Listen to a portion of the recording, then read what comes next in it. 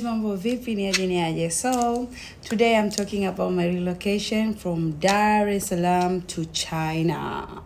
Well, yeah, it's been a year since I moved to this city. Japokuwa I haven't really moved officially from Africa to China, no, but I am likely based here many months of the year. So I just want to share how it happened and how fast was this. Telling you the truth, this was like I never had idea if I would be in China 2024. It was like coincidence. I'm not sure if that's the right word to say in English or like that.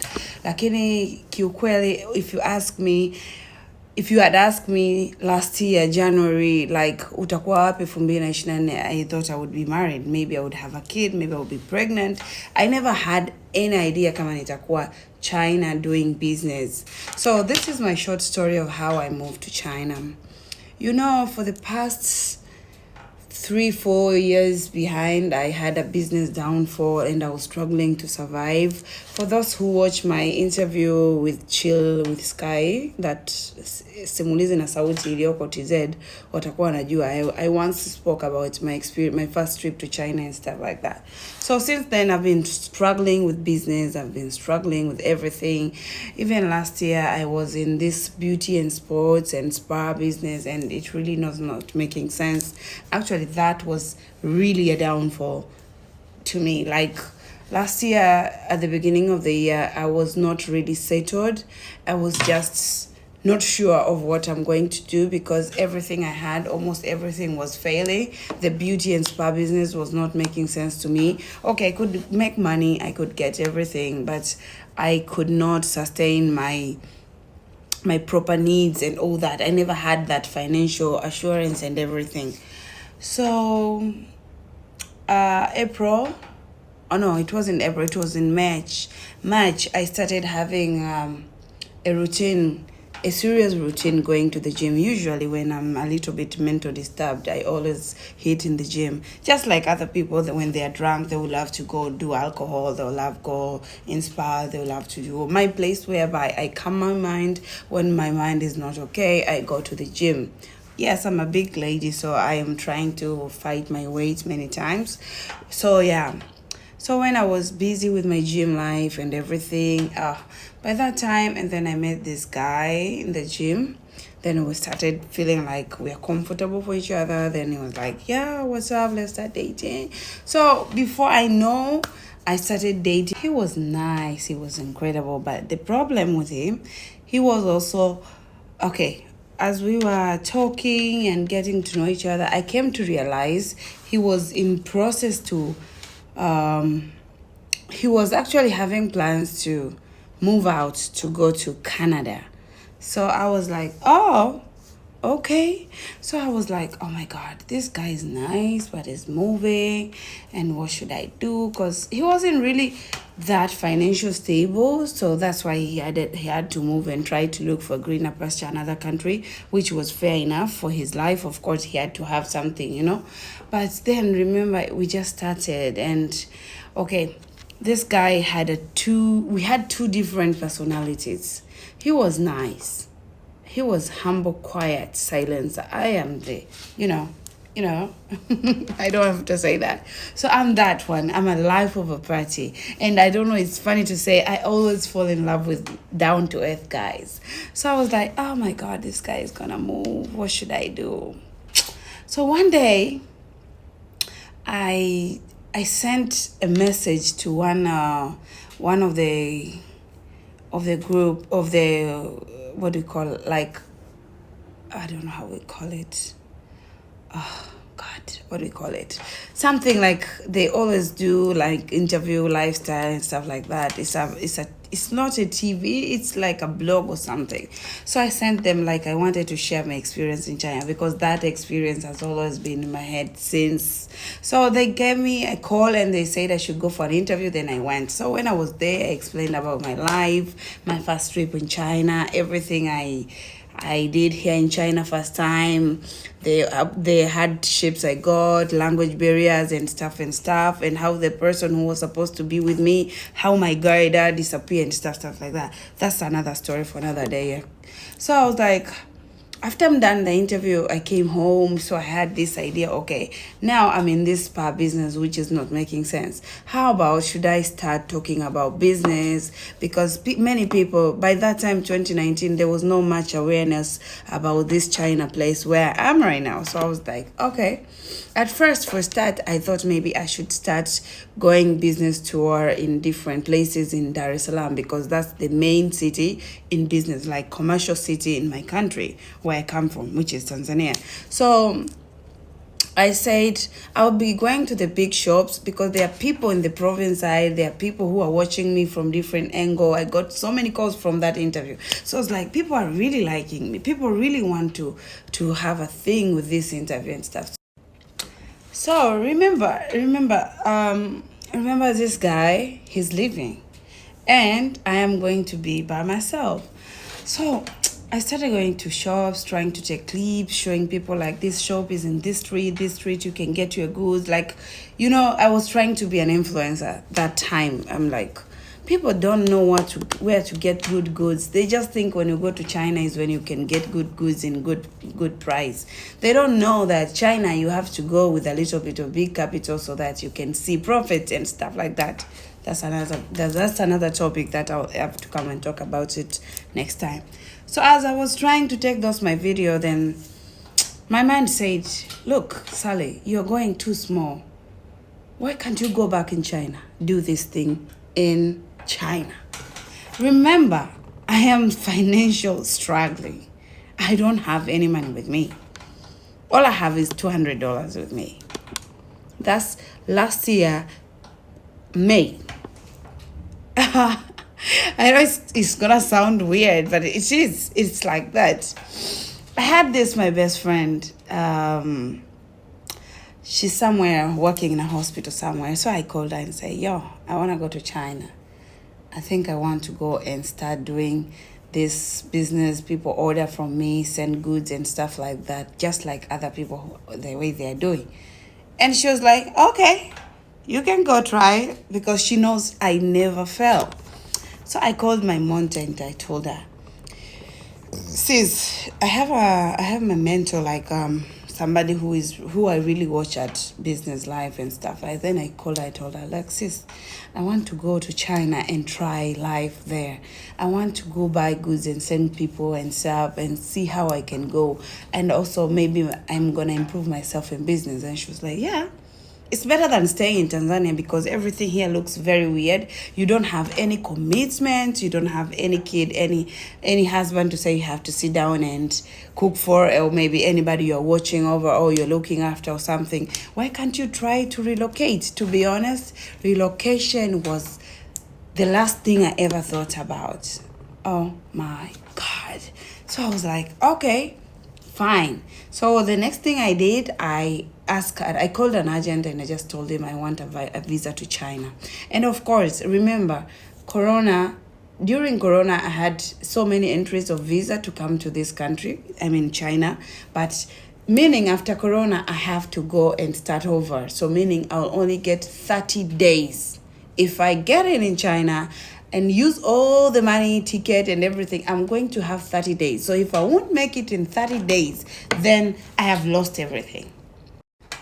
So this trip looked like a bet.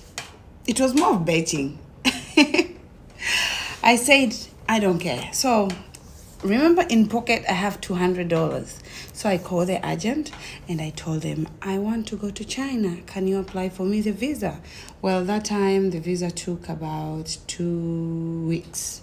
Yeah, 2 weeks. By God's grace and my old history, I got the visa. But 1 month. 1 month. 30 days in. You see? Okay, I said, I'm selling everything in the spa and I'm going to China. So I started selling everything I had in the spa, everything. And then I raised my ticket money. And then I asked for a loan from my sister, that my mentor. to give me to go with it, like my pocket money. I wouldn't say how much, but to be honest, it wasn't a big money. My pocket money and my hotel money in pocket. And off I left. Remember, I'm coming this place just to hustle within a month. I don't know how this is going to happen. I don't have idea. I got here. Funny thing, when I just landed this place, I got orders, like 3 of the orders. Orders that I never saw them coming. One was $5,000 order. Another one was $2,500 order to buy some stuff. One wanted TV, fridge, blah, blah, blah, blah, costing like $5,000 stuff because she was moving in a new house. Another one wanted television and stuff. And you know, when you're buying those stuff, there's always commission. So I got 2 gigs just 2 days after I got in this country, on which I didn't live with them like at home. I never had idea who would say, oh, you're in China? You went to China? I want to send you this. Please buy this for me. And I was like, God, you're amazing. I was like, even the money for that hotel, I had still put it in my pocket. I'd only pay for it 1 day, second day I have cash from clients. So business started coming. So I started getting business. That was around July last year. Getting money, came to hustle, trying to get to know people, trying to see how this can go and stuff. End of the trip, I had some money. And that I had money in cash. So I was asking myself, what am I going to do with this money? And then I said, baby girl, in your stay in China, so many people are into beauty. Then I said, buy things people like. Then I started buying the things that I'm selling at Lambo, my shop.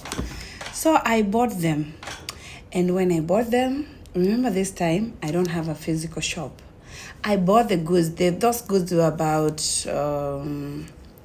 they were costing about $5,000. Yeah. With transportation and blah, blah, blah, it came to $7,000. So I didn't have the shop yet. And that was just August as I was going back home. From July to August, then my visa finished. So I had to go home because I hate overstaying. So I was like, okay, how will I sell it? I said, girl, you are an Instagrammer. You have done all this business in Instagram. You are going to sell it right from your home.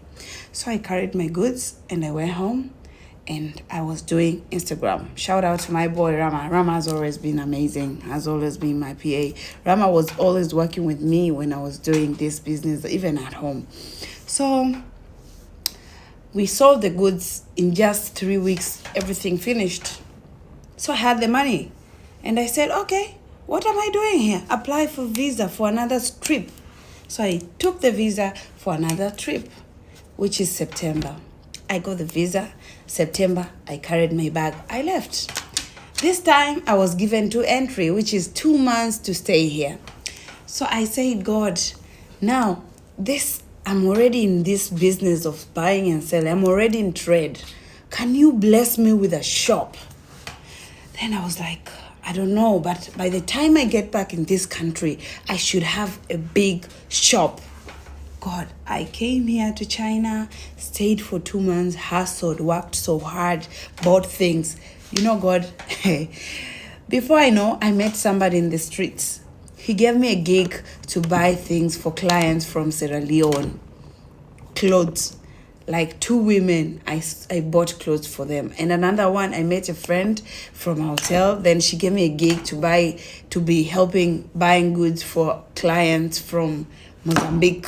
So like 3 people, I don't know them. I just meet stranger. They're giving me money to buy goods for them. I get my commission. Poop, I made money. December, I came back home. Oh, God. Next thing, I found a shop. Put my goods in. Business. So I was like, what have I been doing in Tanzania? So I stayed home until March, and then I got 1 year.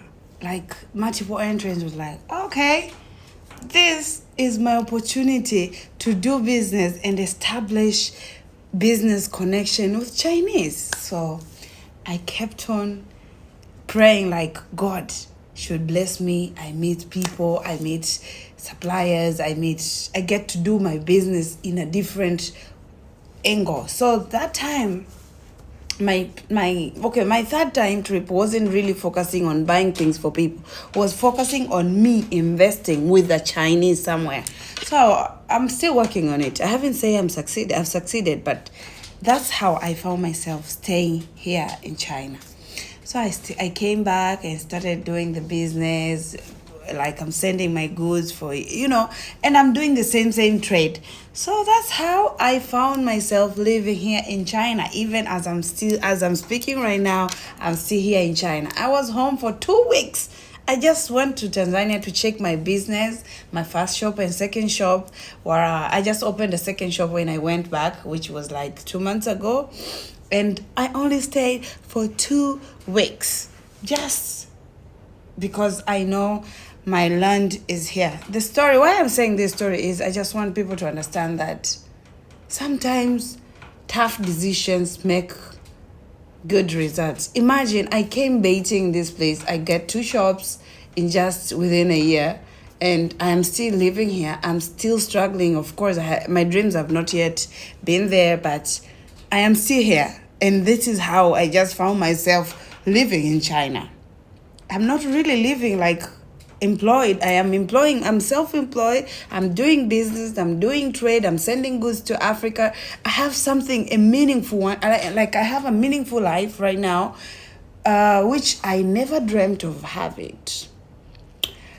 So, yeah, that's my story of how I relocated to China and why I'm still here. Although I'm going to go back home for another reason very soon, but not much. I don't know. I don't know when, but I just think very soon I'll go back because I have to go do some business on the other side. But I'm still doing trade. I'm still loading goods for customers. I'm still sending goods to Sierra Leone. I'm still sending goods to Mozambique because my clients have still been there since last year until today. We are still friends and we are still communicating. And by the way, I've added another clients which are from Congo. Congolese, I love you. Before I go, shout out to my friends from Congo, Brazzaville, and Congo. Where's that? Congo, which is that? Lubumbashi. Oh my God, my clients, you're amazing. And also shout out to those my clients from Sierra Leone. That's why I'm using English, because I know many of my people they are speaking English. So yeah, and maybe from other countries, of course.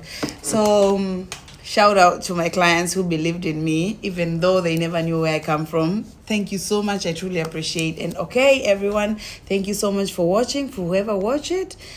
And until next time.